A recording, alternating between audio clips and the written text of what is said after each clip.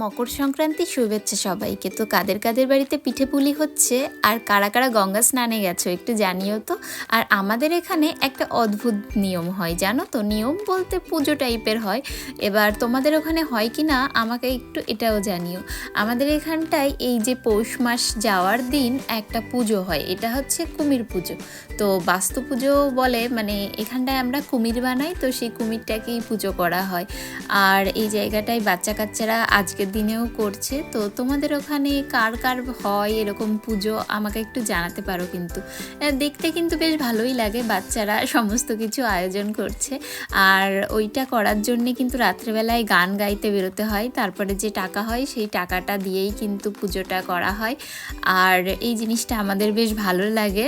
সরস্বতী পুজোর আগে এই যে আমরা একটা করি কুমির পুজো, তো আমার কাছে এই জিনিসটা খুবই ভালো লাগে। তোমাদের আর কার কার ওখানে হয় অবশ্যই